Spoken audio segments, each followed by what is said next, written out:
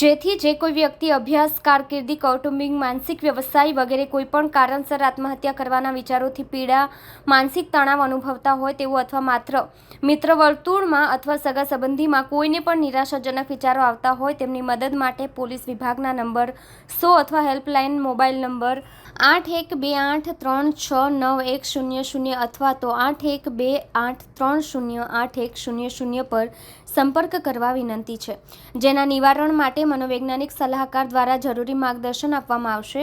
આપની મદદ માટે આ હેલ્પલાઇન પોલીસ કંટ્રોલ રૂમ ખાતે રાઉન્ડ ધ ક્લોક કાર્યરત રહેનાર છે. આ હેલ્પલાઇન પર ફોન કરનાર વ્યક્તિ આત્મહત્યા કરનાર છે તે વ્યક્તિ હોય તો તેની સાથે ટ્રેન પોલીસ માણસો વાતચીત કરી તેને આત્મહત્યા કરતો બચાવવા પ્રયત્નો કરશે. ક્યારેક આવા કોલર તરીકે આત્મહત્યા કરવા જઈ રહેલ વ્યક્તિના સગા સંબંધી કે મિત્ર પણ હોઈ શકે તો પણ પોલીસ તેને બચાવવા પૂરતા પ્રયત્નો કરશે. ક્યારેક કોઈ વ્યક્તિ આવી પરિસ્થિતિમાં કોઈ મદદની જરૂરિયાત હોય તો પણ આ હેલ્પલાઇનનો સંપર્ક કરી શકશે.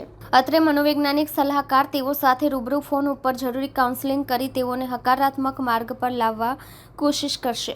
આ પ્રકારના વ્યક્તિઓ અંગે સમયાંતરે ફોલોઅપ પણ લેવામાં આવશે. આ હેલ્પલાઇનના સ્ટાફ તમામ થાણા અધિકારીશ્રીઓ તથા પીસીઆર મોબાઈલ વાન સાથે સંપર્કમાં રહી ઉપરોક્ત કામગીરી કરવામાં આવશે. સુરત શહેર પોલીસ દ્વારા નાગરિકોને અપીલ છે કે આવું અંતિમ પગલું ભર્યા પહેલા પોલીસને તક આપવા વિનંતી છે. एक तो 100 नंबर एक यूनिवर्सल नंबर है।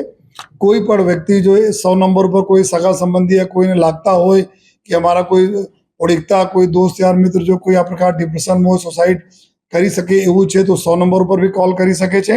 સાથોસાથ બે બીજા નંબર છે 8128369100 અને બીજા નંબર છે 8128308100.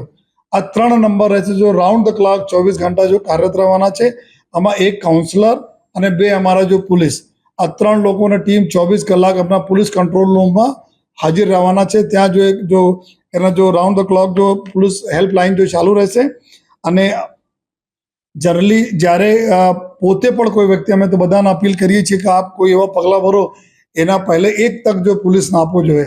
અગર આપ જો પોલીસના એવા કોઈ ફોન કરો છો તમે 100% જો કોઈને કોઈ પૂરા કોઈ રસ્તા કાઢવાના પ્રયત્નો કરીશ, જોઈએ પૂરી મહેનત કરીશ, લાગતા ઓળખતા ડિપાર્ટમેન્ટ સાથે સંકલન કરીને કાઉન્સલર સાથે યા જો પારિવારિક એવા કોઈ ઝઘડા છે તો આપ પોલીસને એક તક આપવો જોઈએ કોઈ એવા પગલાં લેતા. એ મારી બધાને રિક્વેસ્ટ છે.